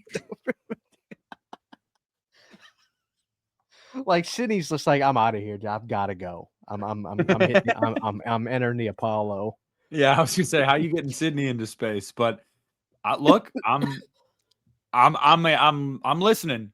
You know, you need to. You're tight with Paramount. Why don't you get in touch with Paramount? Oh, See dude, what. I don't hear from them no more. I stopped getting screeners a little while ago whenever all this Skydance shit went down, dude. So I have no say anymore. With that being said, though, I will talk to Charlotte's band about seeing what we can throw up in space. We might be able to throw the puppets. I was gonna say Puppet Master. Yeah. we might be able to shove 6 Yeah. years. Okay. Well, it's funny you mentioned that because I got to ask you. Somebody mentioned this the other day in a comment. I've never seen it. Is it true that Critters 4 is in space? Oh, you goddamn right. And Brad Dourif is in Critters 4. Okay, Critters now, 4 is really fun. It's terrible, but it's really fun. It's like Leprechaun 4 in that aspect. Early 90s was probably 94, 95. Let me see. Critters 4. that was an important question I had because, like, grading on the scale of space horror movies, where does Critters 4 land? Yeah, 1992. Actually, yeah, that was it. Critters 4 is very fun. I think it's more fun than 3, honestly. And the design of the critters is fantastic. The critters all look absolutely stellar. Puppeteering wise and visual. And they do all kinds of funny homages. And they have baby critters. I think you'd love it. But yeah, Brad's in this movie. I'm trying to see if I recognize anybody else. So is this 5 stars as well then? Anders Hove is in it, who played Anders Hove played the great Radu from Subspecies. But it's a horror comedy. I think it's great. I think it's great. So 5 stars, great. Are we in Leprechaun 4 territory or? Honestly, we are, because it really is fun. I want to rewatch that movie so bad right now. It's been probably like 5 or 6 years. So what happened was Scream Factory put out a box set, and this was like in like 2018, and I got it, and I was like, oh, dude, Critters 2 is my favorite. They have like this playmate girl that is in Critters 2 that's beautiful. Hell Blonde hair, big boobs, like she's fantastic looking woman. And she's a badass in the film. I love her. And I was like, oh, 3 and 4. Oh God. Then I put on 3, and it's got Leonardo DiCaprio in it as a kid. And 3 was fine. And I was like, but this one's like really kiddie. Like it's almost like a Disney film. And I was like, I don't know about 4. But then 4 ended up being way more fun. They're both PG-13. But 4 is awesome. I recommend 4. I think it is a great piece of cinema. For space horror, dude, yeah, you can't skip over Critters 4. I'm glad you brought that up because I would have glossed that one over. Okay, so then is there any space horror that I'm missing that you're like we didn't Oh touch yeah, on? dude. Oh yeah, Event Horizon. Okay, yeah, That's a brilliant. Yeah, film. that is legitimately a good movie, though. I was more thinking like, dog Oh, shit. you mean like, dude, Event Horizon, though. I just got to say, I think that is one of the best. The word underrated, I just hate how it gets used to describe, well, I like this movie, but some of my friends don't. Like, I swear that's how that word gets used. Event Horizon is truly it is one of the best 90s movies, period, much less horror. I just think it's brilliant. I think it is visually, like, there is horrific imagery, just purely horrific imagery in Event Horizon. So I just want to shout that movie out real quick. Well, we are actually gonna. And my boy Larry Fishburne's in there, dude. How you gonna skip Larry? Yeah. Anyway, No, it. I was actually going to touch on some of those kind of movies too. Here in the back nine, because we haven't really talked about like space movies in general. Like we've talked about the goofy horror movies and stuff like that, but like when I got on this binge. Oh wait, I got one I got to bring up. what? I'll be an idiot if I don't bring this up. I don't know if you've seen this movie, and no shade if you haven't, but it's literally one of the best space horror movies from the 80s. It's called Life Force by Toby Hooper. I don't believe I have. Okay, so just really quick. The actress's name is slipping me. Let me just see. Because I got to shout her out. When somebody described this movie to me, Matilda May. Okay, Matilda May. Life Force is a canon film done by Toby Hooper. He was doing this. I think he did this and Invaders from Mars. Canon wanted him to do Texas Chainsaw 2. He didn't want to do it. So they said, we'll give you 2 movies. You do what you want. And then you could do Texas Chainsaw 2. Life Force is a space, horror, vampire, apocalypse, zombie, creature feature movie. All of that. It's insane. These guys these space explorers find this wrecked ship in space, and inside are 3 pods. One of these pods has this beautiful naked woman in it. Oh, yeah. They get the pod, they get it, and it's Matilda May. She's an alien. She is naked the entire movie. Like, I'm not even kidding. And you would think that seems like kind of like, God, that is so exploitive. No, like the way Toby made it, I know I'm not just saying this because fans will tell you the way Toby made this film, Matilda is a like monster. Like, she plays this beautiful, like almost angelic looking woman, perfect, chiseled from stone. And she literally will like see, like a guy will get like sucked into her, like her, like they'll see her and they fall in love with her like that. And they'll just like, they get possessed by looking at her, and she will suck the life out of these guys, and they get drained. One of these guys turns into like this petrified skeleton. It's a classic 80s image. You've probably seen it if you've just Googled 80s horror before. But the movie was extremely over budgeted. Like, Toby spent millions more than he was supposed to. He filmed hours worth of shit, and it was a colossal failure. It did not make money. Nobody knew how to promote it because it was literally a space horror, vampire, apocalypse, zombie film. All this, like, there are scenes in this film that, like, if you saw screen grabs from it, you would say, well, that's not the same movie. But it is. It's a masterpiece. It's one of the best. It's one of the best canon films ever. It is a great film. There was no way to promote it. Even the name Life Force, it's like you don't know what to make of it. It could be anything. It could be a racing movie. It could be whatever. But I got to shout out Life Force. So great film. Toby Hooper, just an amazing film. I got to shout that out. Anyway. That's actually probably something I need to put on my watch list then, because people have been asking me to do some tier lists for like directors and their body of work, and a couple people mentioned Toby Hooper. And I haven't seen Life Force. He's got a lot of good shit, dude. Like The Mangler is a great little 90s one that I like. The Killer Washing Machine. Yeah, no, I'm familiar with The Mangler. It's been a long time since I've seen it, but I don't remember particularly liking it. Oh, dude, no, dude. Robert Englund steals the show as the fat guy. They put him in a fat suit and made him look like a grumpy old boss. Oh, Robert's hysterical. You got to revisit it again. You got to appreciate Robert better Well, because I'm going. Robert is phenomenal in The Mangler. I also really quick before because I got two movies I want to bring up. The first one is VHS Beyond, yes. which I thought was that saved me. Let me tell you something because I fucking hated VHS 85. I was so burnt out on the year thing that they were doing because it was all the same shit.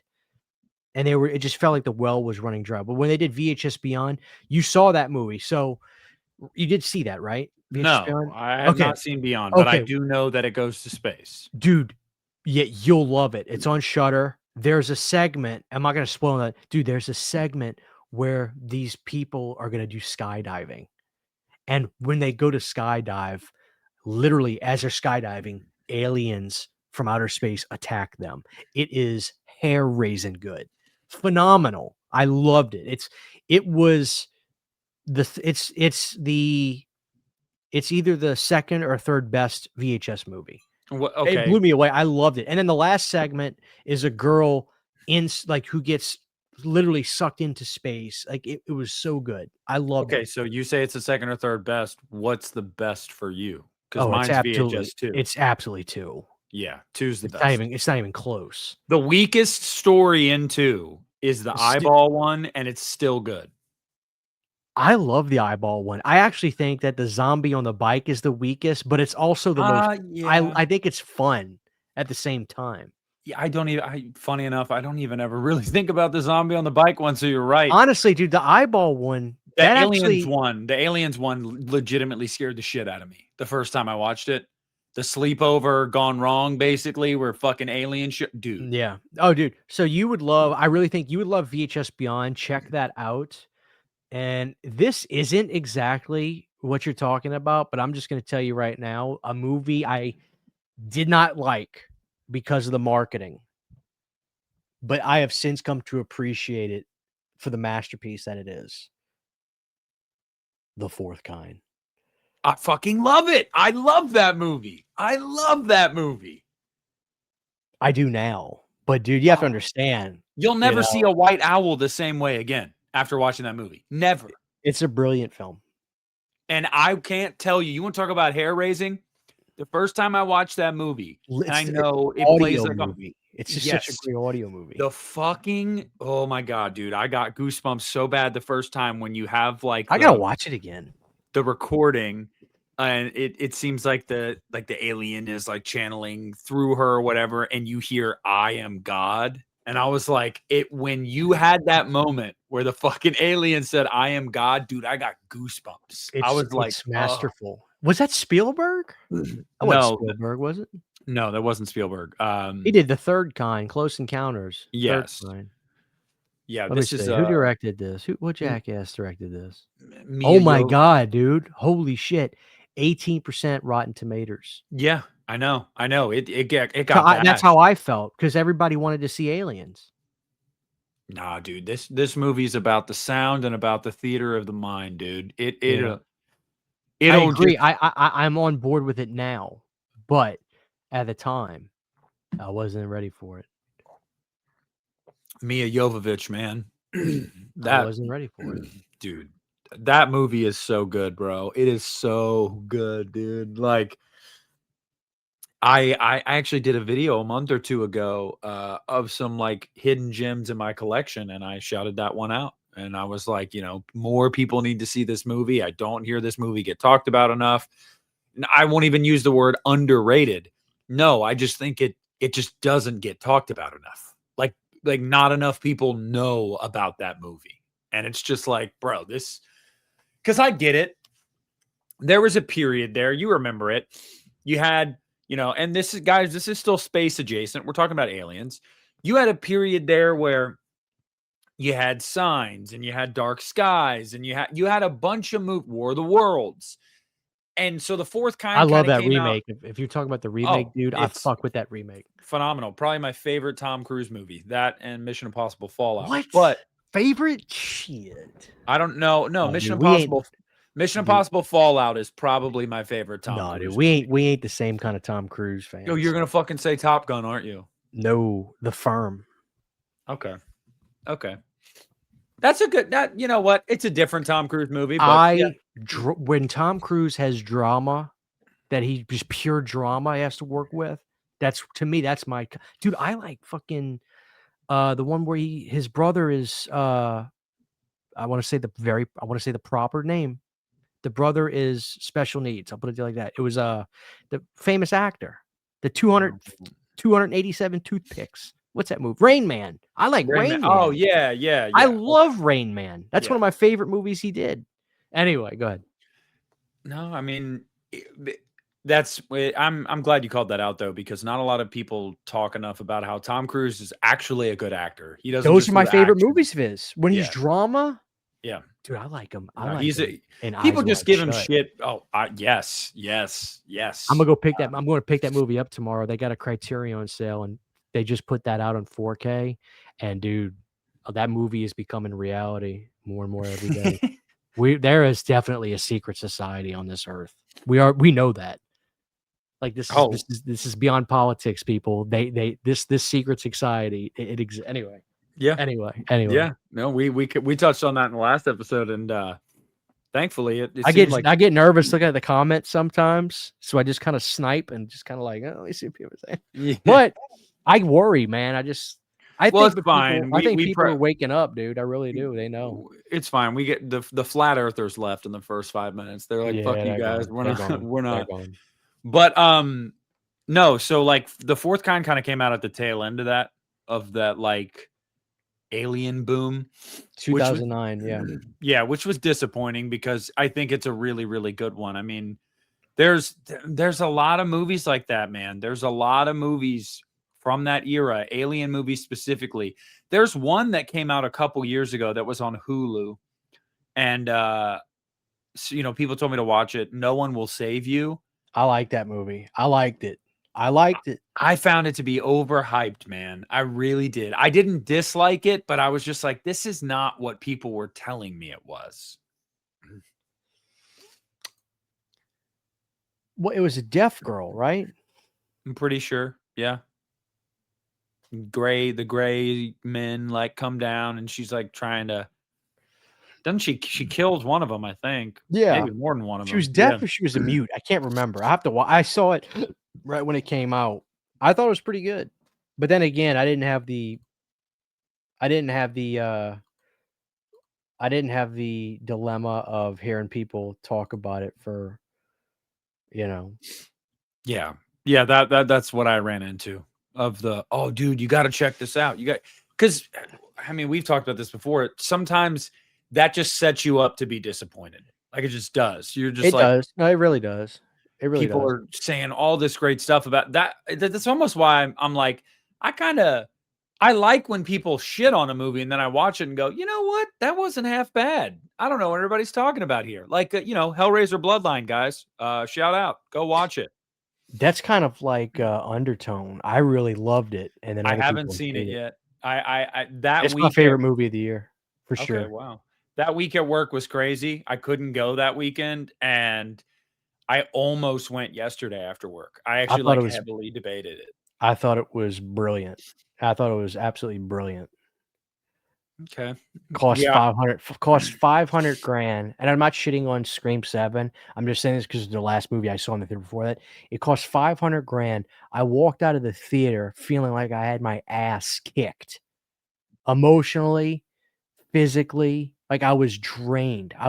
My whole body was just like the whole time I was at the edge of my fucking seat. Is it scary? To me, I loved it. Yeah. But other people I've seen say nothing happens. When? Did you do a review? I did do a review. I did a review. I forgot what I try to get clever with my titles just so they can entice people to click on them. But I did a review the night of I went after the Oscars to go see it. I watched the Oscars, and then I which what happened on the Oscars? I can't remember now. Horror had a big night.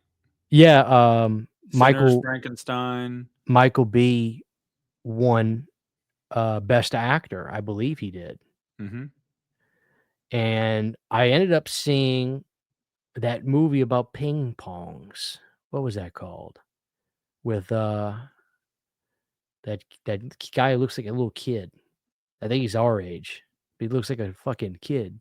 Timothy Chalamet. I was thinking of Andy Milonakis. Oh, no. Marty Supreme. I ended up watching Marty Supreme, and I think the Duffer Brothers are terrible directors. I really do. I'm gonna get so much shit for this. They have made great that's films. Not the Duffers.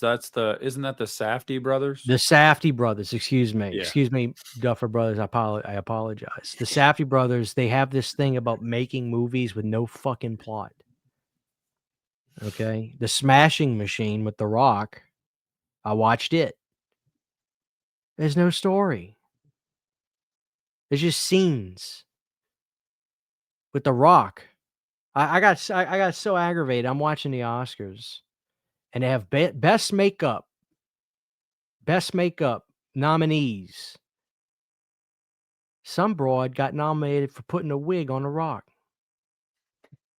That's all she did.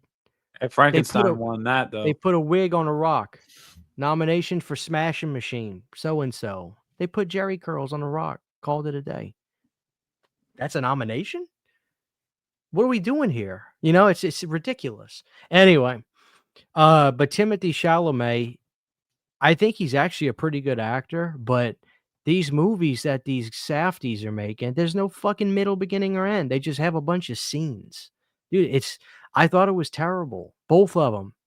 I thought The Smashing Machine was trash, although Emily Blunt, to put it bluntly, looked fabulous. Fabulous in the movie. She looked great. Anyway, I'm getting off topic. But I'm just, dude, I don't get these movies. Like, I like to be challenged, Nick. I really do. Like, who can make you question everything and you walk away saying, holy shit, like, there's only one man to do it that I've seen do it. His name is David Lynch. God bless him. Okay? But these Safdie brothers, I don't know what they smoking, dude. They say, you know what? What if all of a sudden, halfway through the movie, he just doesn't feel like going? He stays home. Like, that's serious. Like, that's what these movies feel like to me. There's just anyway. It's funny. I don't get it. It is, it's funny. And then the movie takes place in the 50s, and fucking Tears for Fears is playing in it. Yeah, naturally, right? That's another thing. That's a thing. He decides to not put the kind of Scorsese, a real filmmaker, puts the music that was going on during that time in the film. It's 1951. The kid's fucking hitting ping pongs, and all of a sudden Wang Chung comes on, like the soundtrack. What is he doing? I think and City was like, well, it's obviously a purposeful thing to kind of like make you feel like you don't know, like it's trying to. And I was like, well, Sydney, the guy's got his pants up to his titties, like the way they used to wear their pants back in the day, the high waisted, and Wang Chung's playing. What is it? Who are we fooling here? There are people that make you wonder what year movies are from. Like there's one director that makes all these weird, crazy movies. Wes Anderson makes these movies we don't know what fucking year it is. There's all kinds of shit going on, But anyway, it's funny you mention that because, like, I know this is somebody that's like kind of the talk of the town these days. I don't understand the appeal of Chalamet. I mean, I genuinely don't. I that's not a knock on the guy. It's just like he's just a dude. Like he looks like a dude. Because you remember, like, growing up, the movie stars that people would always talk about, I could see it. Like when I was a kid and Zac Efron was really popular, it was like, well, yeah, this is a really good looking dude, like he's fit. Like I get that. He can sing, like totally get that. actors like that. And then like these days, it seems like all the talk of the town, I'm just like, they're all so vanilla and bland. And I'm just like Zendaya. Like everyone's like, oh, Zendaya, she's great. What? No.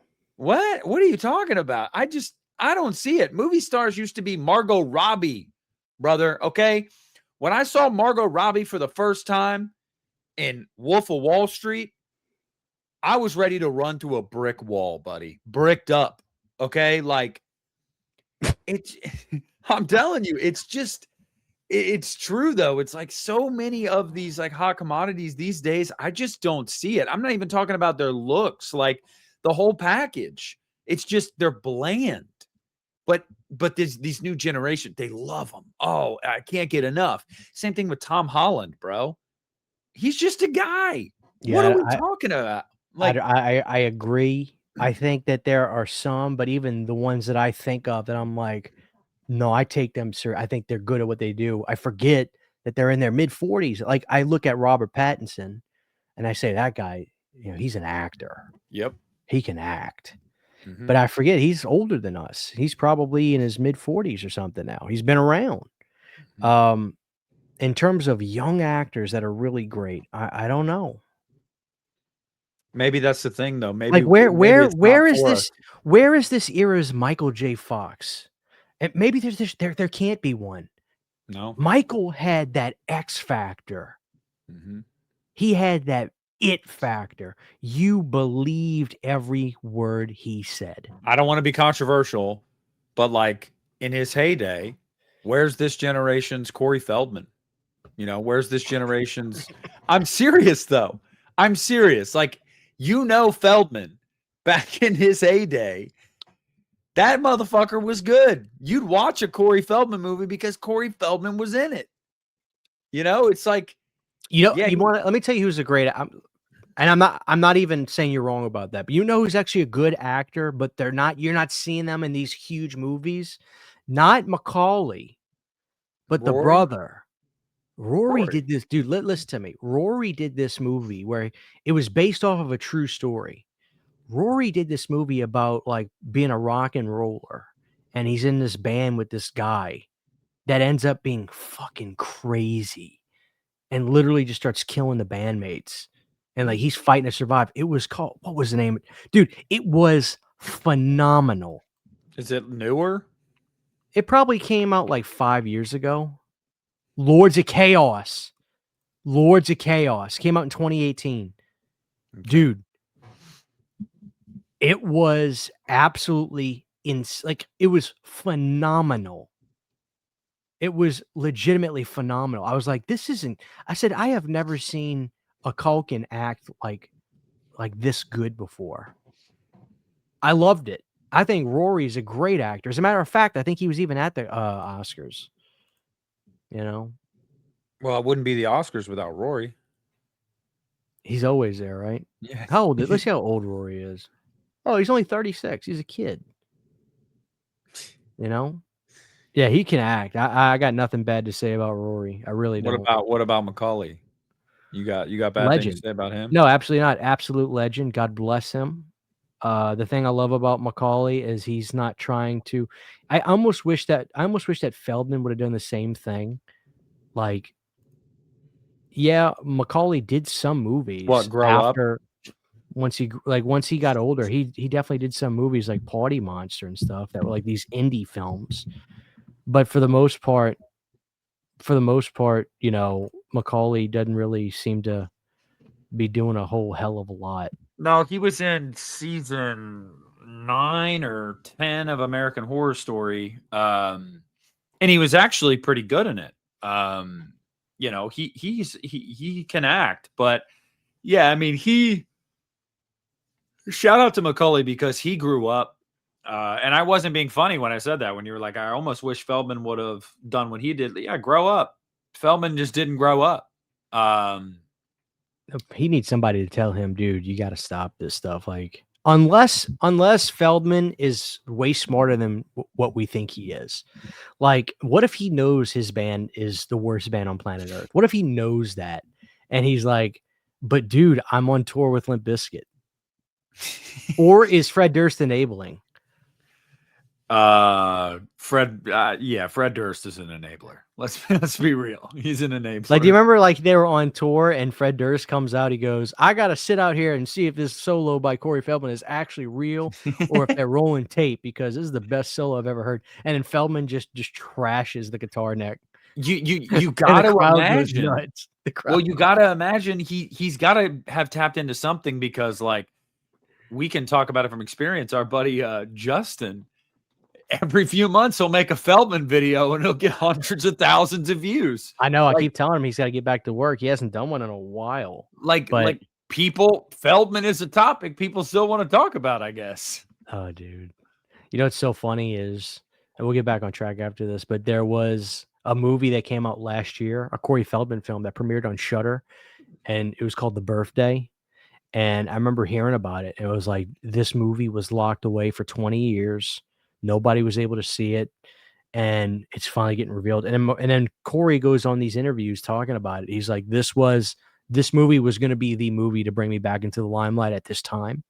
And then there was a lot of legal issues and the movie just got shelved. It's finally coming out. So I watched it. Dog shit. It's beyond bad. It's horrible. It's one of the worst. It's one of the worst Corey Feldman films I've ever seen. And I was just like, I think I know why they shelved it. Like, it was bad. It was really bad. He can't act. It's like the dude literally forgot how to act as he got older. I don't know. Because I think he still thinks he's like teenage Corey Feldman. Like I genuinely think he acts like a teenager. Like I feel like he just got stuck in that because that was his peak.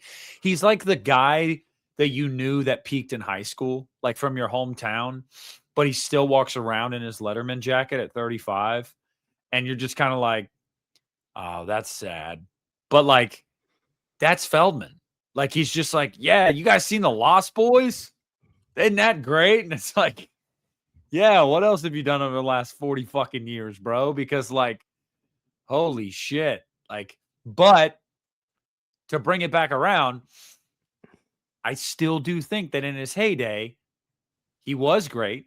And we don't even have a fucking Feldman, you know, like it's crazy. But look, there's one last thing I want to discuss. Okay. And this is about space as a whole.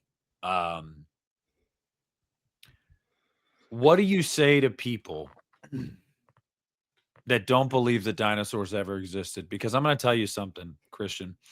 A couple days ago, one of my employees and I were, I got to talk. We were talking about space and stuff. It's the Iron Maiden guy? Yes, it is the Iron Man guy. I had a feeling.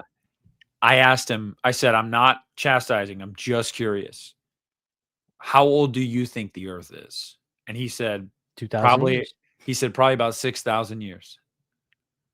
And I said, oh, it's stupid. You know, like that's what I thought to myself.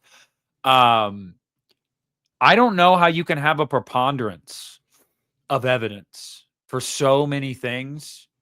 And it's a minority of people that reject it, but there's still a minority of people that just flat out reject all evidence. Like, you can shove it in their face, mathematical equations. You can draw a line from A to B and they're like, nope, didn't happen. Like, we know that the Earth is over 1 billion years old. We know that. We know that dinosaurs lived about, the last ones were about 65 million years ago. We just know that. We know it. We know a big ass asteroid hit the Earth, killed a bunch of them on impact, and then changed our climate for years and killed the rest of them out. We know that happened.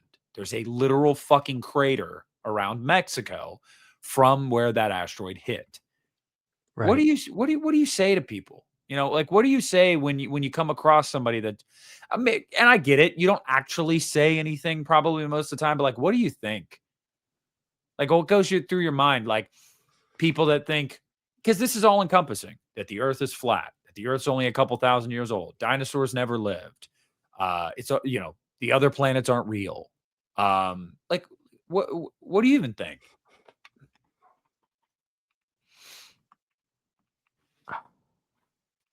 He's chat GPTing his answer. No, I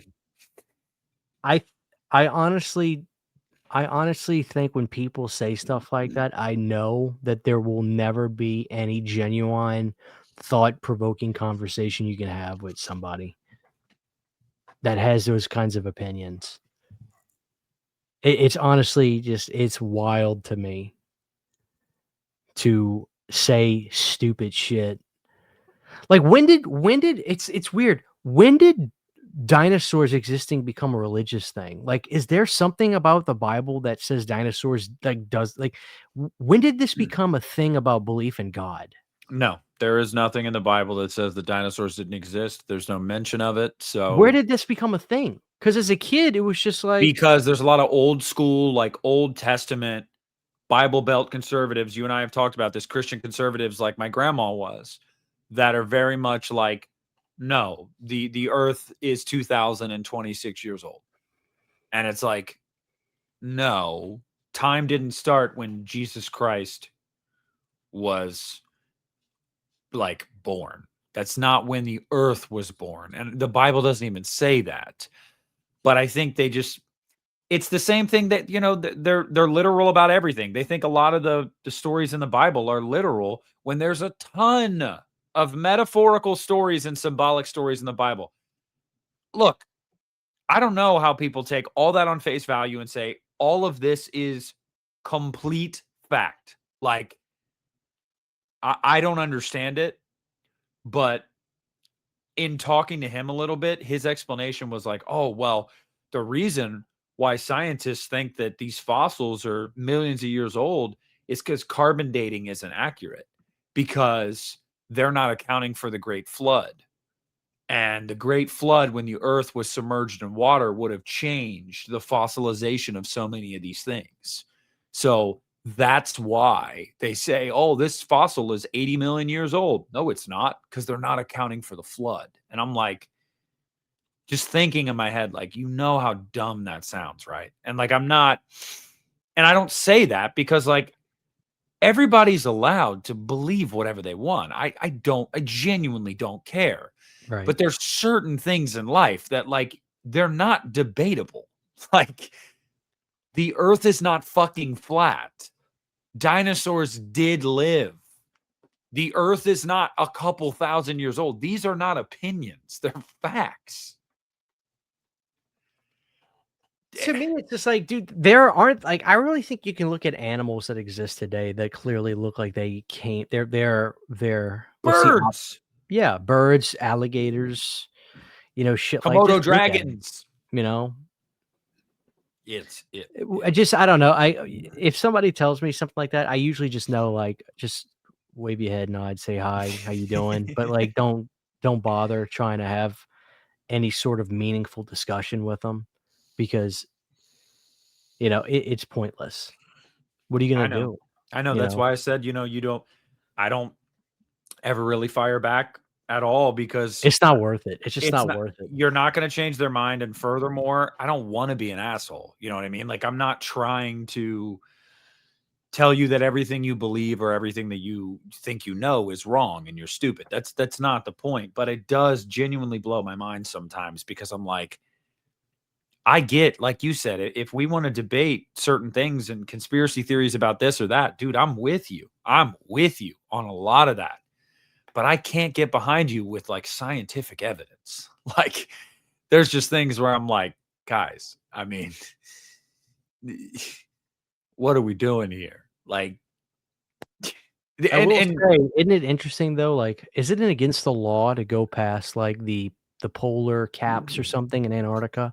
Like, you can't drive, like you can't fly past a certain area, it's protected land. Yeah, it's protected land. or Or they're hiding something. Yes, I that's where the door is. yes, but the What's on the other side of that door? the reason the government will give you is that they don't want humans to tamper with that area at all, because specifically if you know, mankind fucks with the poles of the earth, it's going to drastically accelerate changes in our climate and stuff like that. So like, I get their reasoning for it and there is scientific evidence for that, but also like, Come on, bro. What are you hiding? You know what I think they're hiding, Christian? The truth. Ghidorah. I think Ghidorah's under the ice. Yeah, I think he's under the ice there. I saw King of the Monsters. And can we just say, dude, if King Ghidorah, like, we'd be fucked. You know that, right? Like, if there's no Godzilla to protect us, we're fucked. Like, the earth is going to die. He's going to rule the earth. We're all going to die. Like, but if he was real, there would have to be a Godzilla, right? There'd have to be an equal.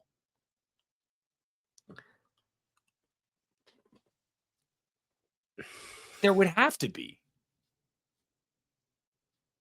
See, this is where I do think that something akin to a Godzilla like could exist, but it's deep in the ocean. Like there's so much of the ocean. There's a certain point in I can't remember if it was I can't tell you if it's the Atlantic or the Indian, but there's a certain point on planet Earth that in the middle of one of the oceans is closer to space than it is to the ground. That's how deep it is. Dude, there's shit down there. There's something down there. Monstrous. Do you think it's like an ambivalent protector? You know, it's there if we ever need it. I don't know. Dude, you're going to get me on a tangent, bro. I want to believe that Cthulhu's real. I mean, look, dude. There's so much of these. There's a lot of space that we can explore. That movie Underwater that came out in 2020 is actually awesome. Oh, with Kristen Stewart, yeah. I told Sydney I wanted to watch that. She kept saying no. You haven't seen it? No, I want to watch it. Don't say anything else about it. Oh, I don't want anything about it. I want to see it. It's I only- bought it. I bought it. I just it's never only- watched it. It's only an hour and a half, too. Like, it's not a huge. I want to watch it. Dude, you have to. I'm going to. Okay. I'm going telling to. you. It's great. It's great. But yeah, like, I don't know. I'd love to, before I die, have them discover, like, Godzilla. You know? Like, that'd be cool. Fuck going to Mars. You know, this whole episode's about space, but, like, if I had my druthers, you get one or the other. You get to see the first man on Mars in your life, or you get to see the discovery of Godzilla. It's Godzilla. Yeah, I think so. Yeah. I do the same. Now, would it scare you, though? Like, holy shit, this thing is out there and we don't know its temperament? Oh, absolutely. But you would think if it wanted to lay waste to us, it would have by now. I have fear of whatever I have things I have no control over, like that. I have a fear of that nobody does. Not even just me, but like nobody. Obviously, I don't have fear about silly little things that I have no control over, but like stuff like that, shit keeps me up at night, big time. Nothing gives Christian the willies more than this, though. I mean, genuinely nothing. That's nightmare fuel, buddy. That is actually terrifying. That is absolutely like if that was in the movie and it looked like that, there was a scene that was like that. That's actually terrifying. Yeah. He looks like a turtle. About as scary as that, though.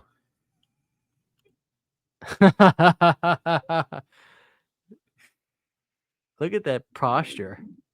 Or how about that guy right there? Reborn, buddy. They're talking about a fifth one. Apparently, MGM has a script with Jenna Ortega. I keep seeing all. No, the Jenna Ortega shit's not real. I know, clearly. But the real thing is that that MGM does have a script for a fifth Jeepers Creepers movie. Whether or not it gets made, who knows? But MGM's got the rights to it, and apparently the rumor is they want to bring Gina Phillips back as Trish, and they want to make a proper Jeepers Creepers 3. I'll just say this: if you make a proper 3, I'm in. I'm into that. Let's bring back Justin Long one way or the other. Want Timo to direct? No. He can stay at home. Timo's going to direct. We got Corey Feldman starring. God bless him. I'd take Corey Feldman. No, you would not. As the creeper. Okay. Yeah. He actually probably did. He might do a damn good job. Yeah, I was gonna say he might do a good job with that.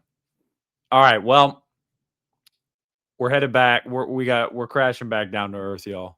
You know, it's past midnight my time. I've been hanging out here in above the atmosphere for way too long. This shit would scare the absolute piss out of me if it was real, by the way. Like, I'm telling you, as much as I want to see Earth from space, I don't at the same time. Like, I don't. Yeah. So, you know, to put a bow on it, man, do you think that it's safe to say that people just need to watch more space movies, maybe more space horror movies? Be I more think- open to it. I think they need to watch a healthy amount. I think they it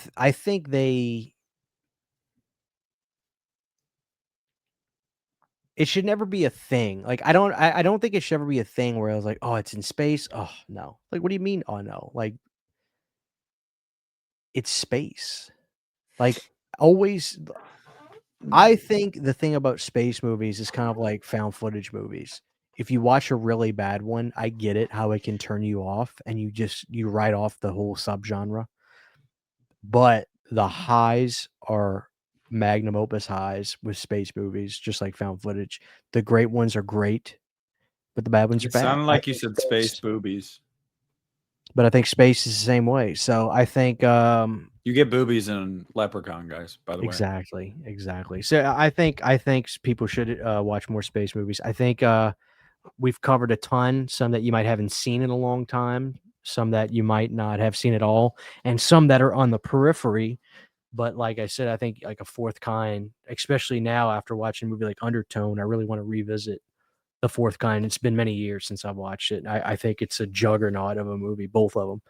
So, you know, give it a shot. What do you want me to say? There you go. Those are wise words to live by. You need to give more space movies a shot. You need to give space boobies a shot. Because you might find what you didn't know you were looking for. Exactly. And I think that's I think that's a good way to wrap this up. So, look, guys, these days we just kind of fly by the seat of our pants here. I thought that a good idea would be a space episode, and I thought it was fun. I thought we covered a lot. We talked about space horror movies. We talked about space. We talked about things that are tangentially connected to space. We talked about aliens. I think you guys got a lot. We talked shit about Timothy Chalamet, Yeah. Corey Feldman. All deserved. Yeah, I would say so. So, I think that's going to about do it for this episode, guys. I'm going to put down below, though, as Christian said, I want you guys to vote.